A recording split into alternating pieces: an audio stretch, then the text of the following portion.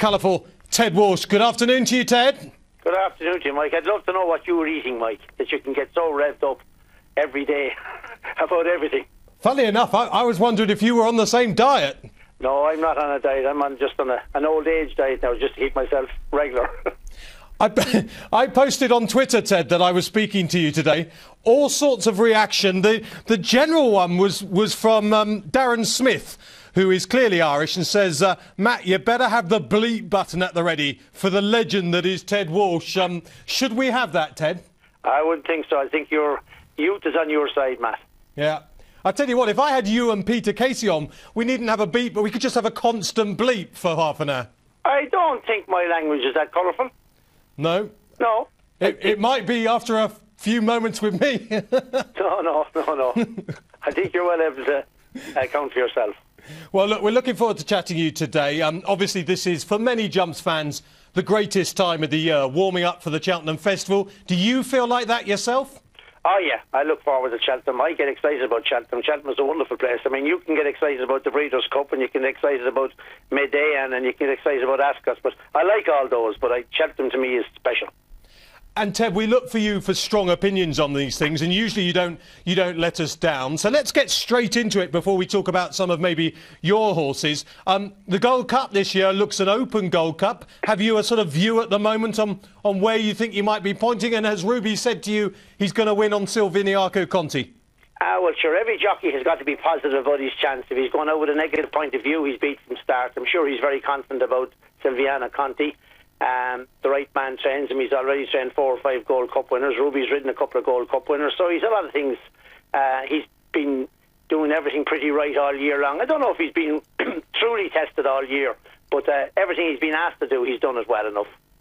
Ted, I must just ask you about Sam Whaley-Cohen and Long Run, because you know as well as I do, there are punters out there who would love to back Long Run, but won't do it with Sam Whaley-Cohen on board, even though he's won 2 King Georges and a Gold Cup. We know the reason why Sam rides the horse, and we know the reason why that will never change. But how much of a disadvantage is it to Long Run that he hasn't got someone of perhaps, you know, a Ruby Walsh or a Barry Geraghty or a McCoy on his back? Oh, well, I mean, you don't have to be. It's not rocket science to know. It's definitely a minus to have an amateur rider, first of all, because no matter how good or bad he is, he's not doing the same amount of riding on a regular basis as a top-class professional. So every amateur is at a disadvantage. Even when Jim Wilson won on Little Owl, you couldn't say he was an advantage. He was no disadvantage to the horse, but a top rider who's riding loads of winners and full of confidence and is riding every day of the week and is race fit is definitely a plus. So whether it's Sam Whaley-Cohen now or Patrick Mullins or anybody else for that matter, and they're all very good riders, a fellow who's riding 7 races a day, 6 days a week, definitely has a fitness and an eye advantage over any amateur. It's fascinating you say that. So, I mean, it's impossible to put it into percentage term, is it? It's just a disadvantage. It's just a disadvantage. And I mean, and Sam Whaley-Cohen would say the same thing as well too. I mean, he's not. I mean, it's a part-time enjoyment for Sam. He takes it pretty seriously and he rides the old horse well, but he for one moment doesn't think he's a McCoy or a Walsh or a Geraghty or a Carberry or a Jason Maguire or a Richard Johnson who are doing it 7 days a week, and no one expects him to be. And anybody who backs him and gives out about him afterwards when he gets beat from the back of the last home by some of them, I mean, they know that before he goes out. He's doing it and doing it the best he can, but he's not up to a top class professional. He's not pretending to be either. Yeah. So we can give out to him, but we shouldn't give out to him comparing him to the other jockeys. Is that what you're saying? Yeah, I think it's very wrong. I mean, Sam Whaley-Cohen is an amateur. It's like somebody who's an amateur playing soccer with some fella who's getting 10 grand a week or 100 grand a week, playing it every day of the week, and they're able to get around them. It's very, very difficult. Sam is an amateur and doing it for the love of the sport. He's a family horse. He enjoys it. He's got tremendous ability or fun out of a 2 King Georges and a Gold Cup. I'm sure more than he ever dreamt of or his father dreamt of. And if he never again wins a race, he'll have achieved everything that Sam would have wanted. Who wouldn't have wanted? I mean, I never even rode in a Gold Cup, and I was a pretty successful amateur. Josh Gifford never even rode in a Gold Cup, but he was champion jockey 3 or 4 times. And he has ridden a winner of a Gold Cup. Look how many jockeys who have gone through their careers who have never won a King George or never won a Gold Cup, and he's won 2 of them. So I'm sure Sam is delighted with his lot, and long run, and whatever he might achieve from here on in is a bonus. Yeah, I remember most recently, I think Peter Scudamore was a man who never won the National, never won a Gold Cup. Yeah. King George, you know, and he would gladly have given up one of his championships for any one of them, you know. Yeah, yeah. If you could take one of the Gold Cups or the leading contenders home today, Ted, and train him for the next 2 weeks for the Gold Cup, which one would you like in your yard now? Well, I'd love Long Run. Right. He's a lovely type of horse. He's a very sound horse. He's a very consistent horse. And I mean, you could, if Sam didn't own him himself and his father, you could maybe get AP to ride him. I don't know if he has a better ride in the race. I mean, Barry Geraghty rides Bobsworth, and Ruby rides Silviana Conte, and Davy Russell rides something else. But like, you'd imagine that a top class professional would just squeeze a little bit more out of him, and then it's only a little bit more is all is needed. Barring injury, I was having a look through this yesterday. I think barring injury, the shortest price horse Tony McCoy could ride in this year's Gold Cup, if he gets a ride, is 66 to 1. Yeah. Yeah, but wouldn't you love to have, I mean, and I'm sure only the Whaley Cones own the horse themselves for their own pleasure. I mean, wouldn't you love to have AP going out on a horse like Long Run? But I mean, I think Mouse's horse there at 12 and 14 to 1 is overpriced as well, First Lieutenant. I think he's beaten Rock on Ruby, who's a winner of a champion hurl. He ran a cracker there last year in the novice. Mouse's horses always are geared up to run well at Cheltenham. I'm not saying he's going to win, but I think he won't be out of the first four. And at 12 and 14 to 1, I think he's a bit of value. OK. Champion hurdle, of course, your boy rides Hurricane Fly. Are people who still wonder whether Hurricane Fly likes Cheltenham bonkers, Ted? Or do you think they do still have a point, even though he's won the race? Yeah, well, you could argue that when he won it, we all got very excited about everything else. Pedlar's Cross hasn't done an awful lot since to advertise the form. It mightn't have been as good a champion hurl as we all thought on the day. But he's still the best hurl horse that we have in Ireland, and I haven't seen anything in England that excites me over and above him. So I wouldn't abandon him in this champion hurl anyway. OK, so Rock and Ruby in the champion hurdle. Champion Chase... No, first Hurricane Fly in the champion hurdle. Yeah, Hurricane Fly in the champion hurdle. World hurdle is much more complicated.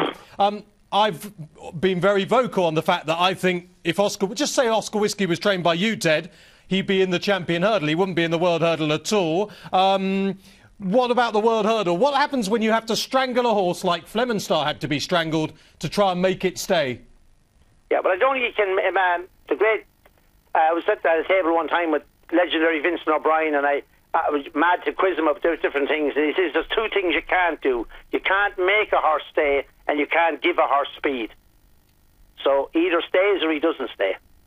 Well, I understand that, Ted, and for fear of getting myself in trouble here, I mean, but there is an element, of course, of that. You're absolutely, no one can argue with that. But you can make class horses stay further than perhaps is ideal. You can in a lot of tracks, but not around Cheltenham, because they'll mosey down the hill in Cheltenham, and you might hang on to a horse in a place like Newbury or Liverpool or in a dead flat track, but in Cheltenham they'll roll along there from the top of the hill, and you have to be in contention, and then when you jump the last you face up the hill. I don't think non-stayers, whatever race they're running, whether they be Gold Cup horses or stayers hurls or champion hurl horses, I would look back and rarely say a non-stayer. A horse that doesn't get 2 miles won't win the champion hurl, and a horse that doesn't get 3 1/4 won't win the Gold Cup, as we've seen with the great horses like Wayward Lad and Willie's good horse Florida Pearl. Great horses, but just that last couple of inches catch him out. Or even when you switch them back to their own trip, like the grey horse of Gordon Richards when he came back to the champion chase. The hill wasn't a problem, it was the distance. Yeah. And I don't honestly think if you're non-stayer, you won't win the stayers hurl.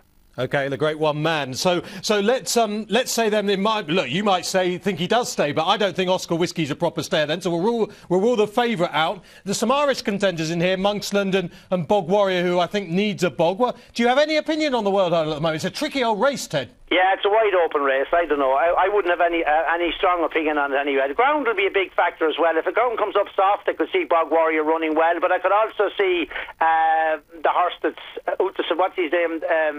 The horse that Richard Johnson rides for the Williamses. Yeah, Rev de Savola. I think if it got very heavy, he'd be hard to beat, because the one thing he does do is stay. And it's amazing, Ted, that the bookmakers that are now betting with a run have Quavega in at at around 7-2. The bookmakers not like that are about 8-9-1 for Quevega. Would you run Quevega in the mares and make sure you just win, or would you run Quevega in the World Hurdle on the basis that you know if it runs in the mares hurdle, your boy will get a winner at Cheltenham?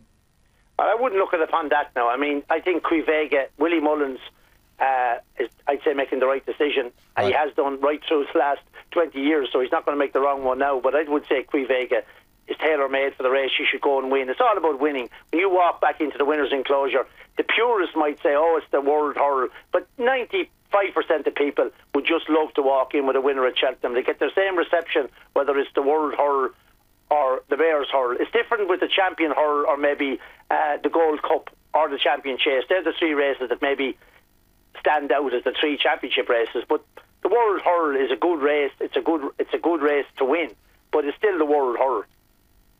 And the Queen Mother Champion Chase, Ted, I mean, I imagine you will just enjoy seeing Sprinter Sacre and you'd expect him to win. Is that fair?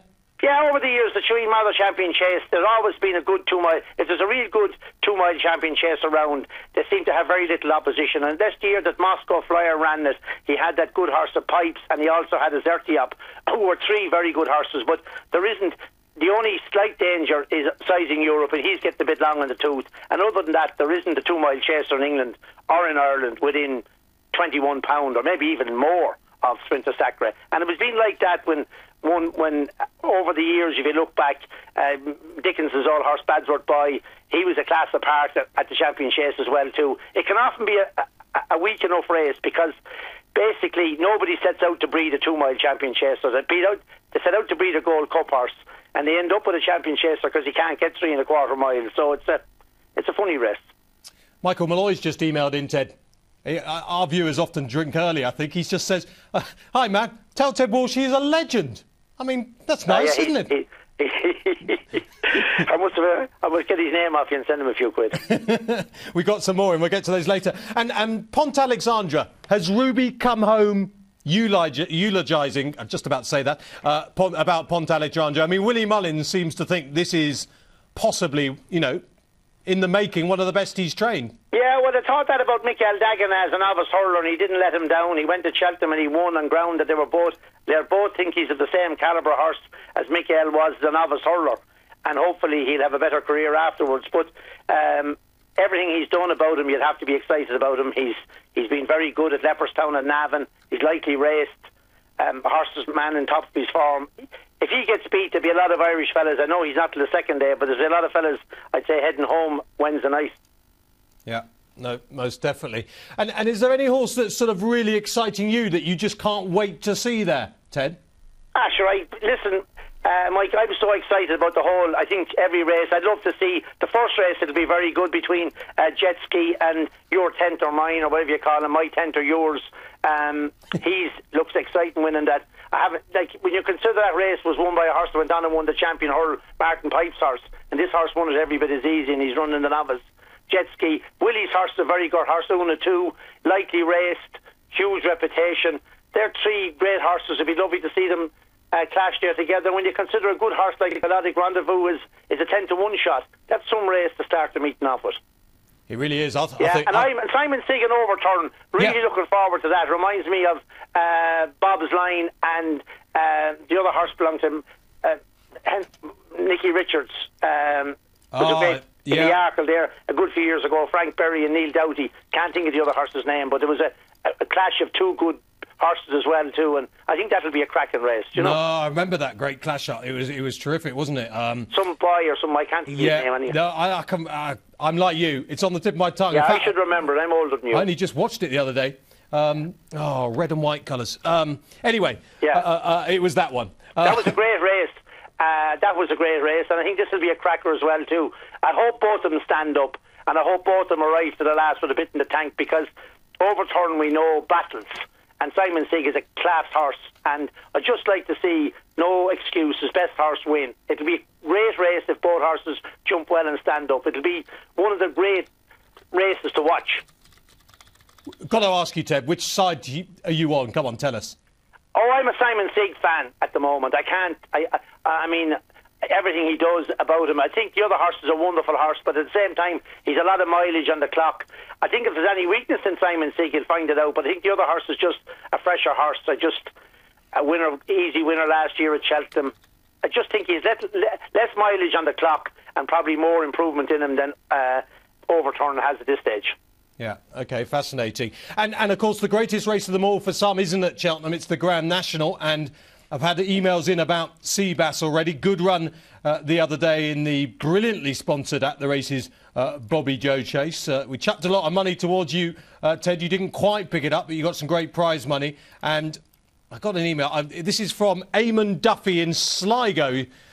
He says, I want you to implore for Ted to let Katie ride Seabass in the Grand National, as I know for sure that history is going to be made this year, and I want him to believe in that. Another chapter in the Walsh family trance. Please, please, please, Ted, let Katie ride Seabass.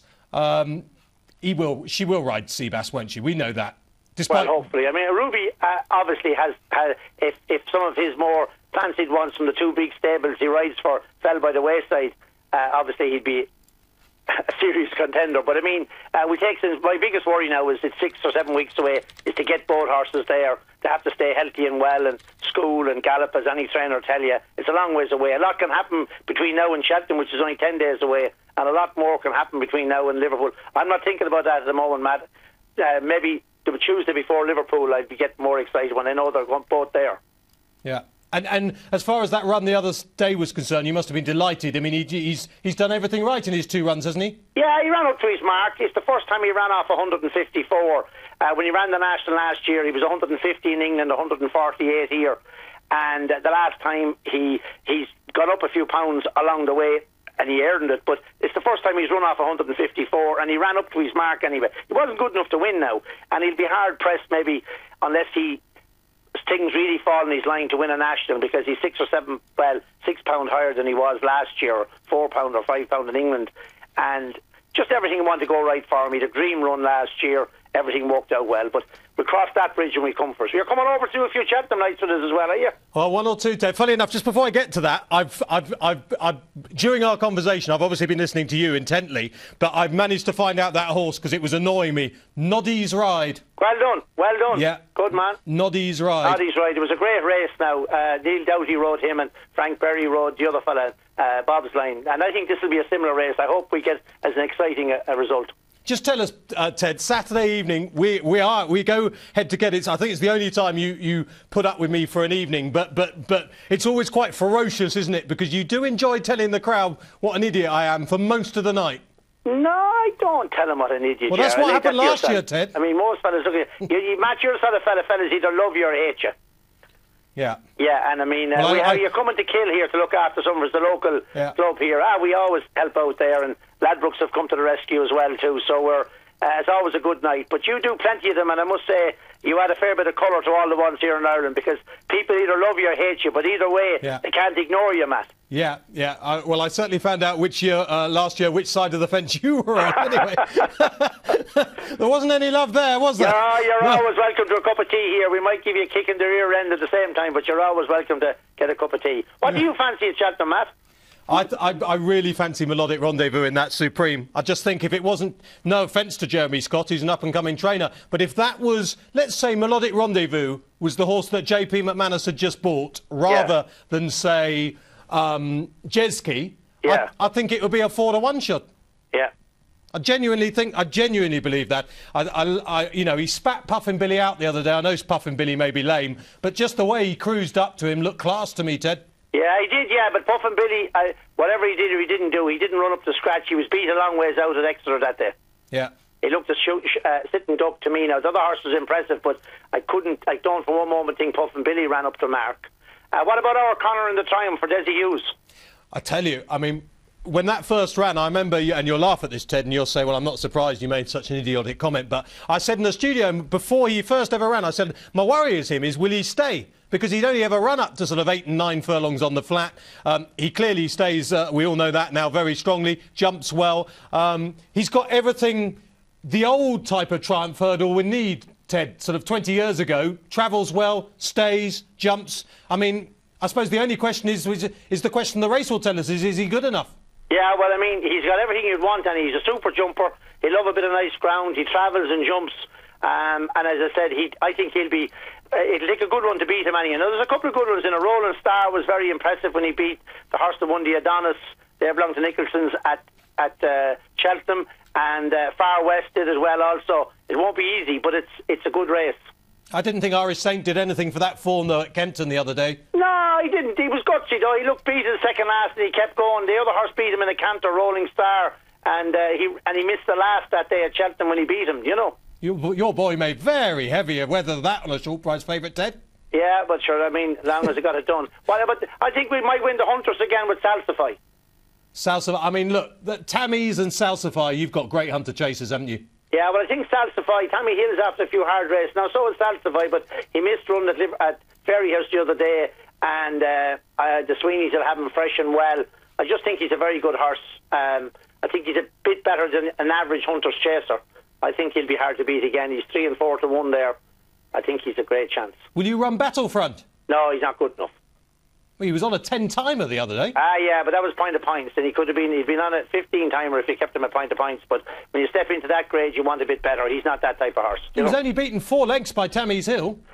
Yeah, that's why I say I don't think Tammy's Hill will beat Salsify. Well, definitely Battlefront won't be going there, and you might go to Liverpool and give Katie a nice ride in the Fox Hunters. He's trip 2.5 or 2.6 than 3 1/4 around Cheltenham. Big Tron's just tweeted, because you're on Twitter. Is it actually you, Ted? Do you actually... I'm not on Twitter, no. It must be young Ted. I don't even... other than making a phone call now, as far as the mobile phone goes, that's my limitations. Ted, I've got bad news for you if you want to take this challenge up. Big Tron on Twitter's just tweeted me. He says, I could listen to Ted Walsh talking at the races all day long. Keep him on the phone for at least another few hours.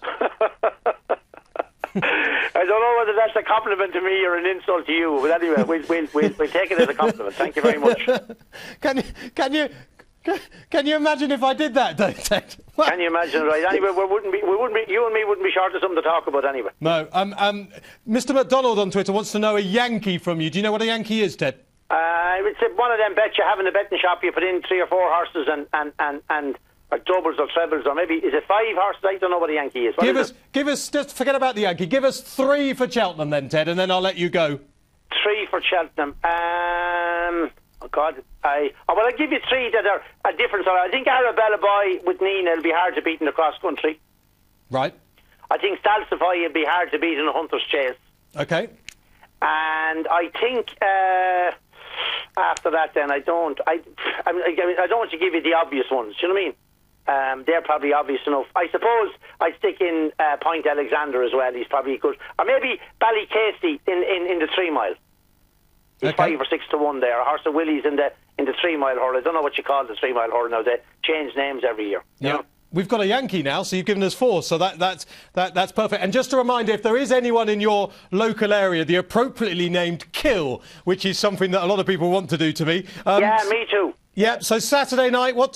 I don't even know what time we're kicking off, Ted. Do you know? Whenever you come, will you? If we say it and we can repeat it again, be sure you come to the GA Club in Kill. You'll be there anyway, Matt. You'll be the big draw. They see me every day walking up and down the street. Yeah. Last year there were people there with knives and stuff waiting to do me over. Right, thanks very much, Ted. Look, terrific. I know the viewers love it. Peter's just emailed in. Peter Carriger says, Ted Walsh, the man is class. Direct, ebullient and an encyclopedia of wealth. We are lucky to have the Walsh family. Actually, Ted, just before you go... Yeah. I know I'm risking... Hold on. So there's you, there's Ted, you, there's Ruby, there's Katie... Yeah. There are other Walshes, though. No, Jennifer. Jennifer works RTE and is Ruby's agent? She's Ruby's agent, and she works with RTE as well, and she's a judge at the races for the Irish Turf Club. Yeah, and your boy is married to Nina Carberry? You know that well. Yeah. I said the other day, did you hear this? I thought it, you know Mouse O'Ryan, Kevin O'Ryan's brother. I do. I got them confused on track. Oh, Mouse and Ted? Yeah. Yeah, well, Ted's a bit taller than Mouse now. Yeah. I don't think he would have been pleased with that confusion either.